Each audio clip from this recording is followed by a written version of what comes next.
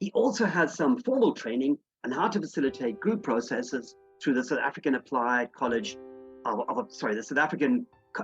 Applied Psychology. Over to you, Shakes. Take us away. Thank you, Paul. Thank you very much for that introduction. You always sort of make me feel like I can walk on water. I'm feeling a bit challenged. The last time I did this with Paul, he gave me 20 minutes. Now I believe he's giving me about 10 minutes or so, which means on my part, I really have to speak to everyone really, really fast, which means you really have to listen to me really, really fast. My program is based on the book called Mind Power, which is written by a man from Canada who's a friend and a mentor of mine called John Kyo. The presentation I'll be doing is called Victim to Victor. And really, Victim to Victor is based on a very simple premise. That is, all of life is a choice. Every single thing we do in life is a conscious, deliberate choice. Everything. Now, ladies and gentlemen, I'm making no exceptions. I'm not saying some things are choices, some aren't. You know, I truly believe this, that all of life is a conscious, deliberate choice. Now, according to my program, which is based on this book, Victim to Victor, is I truly believe whatever situations we find ourselves in, we always have a choice to respond to what's going on to us from a victim standpoint or from a victor standpoint. Now, how do I know when I'm becoming a victim? How do I know when I'm becoming a victor? It's easy. I've formulated what I call the ABC language of victims and the ABC language of victors. What is the ABC language of victims? It's accusation, it's blame, and complaint. Victims love this language. I call it the victim consciousness, the victim mindset. You know, victims love to accuse. If they're not accusing because they are blaming, because you got to understand, if you are a victim, you don't want to be taking responsibility for anything else. You always have someone else to blame. It's either the government, if it's not the government, it's the mother-in-law, if it's not the mother-in-law, it's the supervisor, if it's not the supervisor, it's the manager. Victims is always like they are playing a game of who's got the monkey. Do I have the monkey? No, I don't have the monkey. You've got the monkey.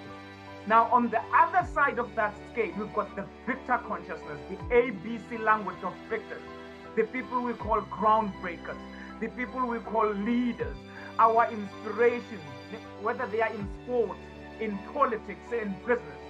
What is their ABC? The ABC language of victors is attitude, its beliefs, and its choices. People that we call groundbreakers, people that we call, the people that break the status quo, they always maintain a positive attitude no matter what.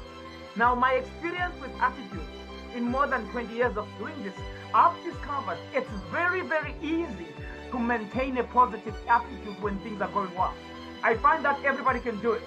But can you be positive during the tough and testing season? Can you remain positive when life is not going accordingly? I truly believe we can. Why? Because I truly believe that all of life is a choice. Ladies and gentlemen, nobody wakes you up every morning and say, here are your thoughts for today. Some are positive, some are negative. I've done my best.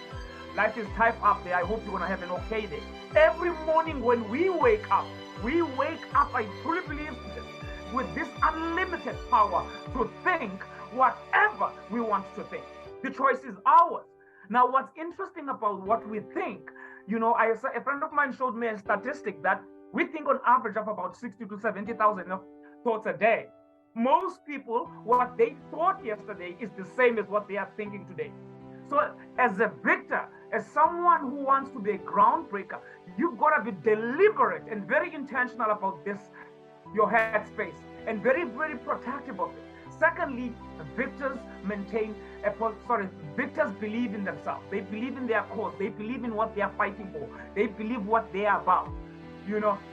I think most of you in here, you'll remember many moons ago, I think as far back as in the early 60s, there is a gentleman who stood somewhere, I think in the States, in a place called New Orleans, and said these words, "I have a dream."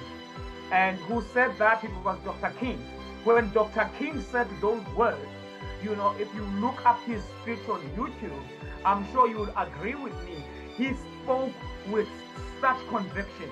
He spoke with such belief you don't get a sense that Dr. King was not sure about what he was talking about. It's not like he was saying, I have a dream. But man, by the way things are going in America, I'm not sure if this dream is going to come true. The way he was speaking with such belief. And I truly believe because he spoke with such belief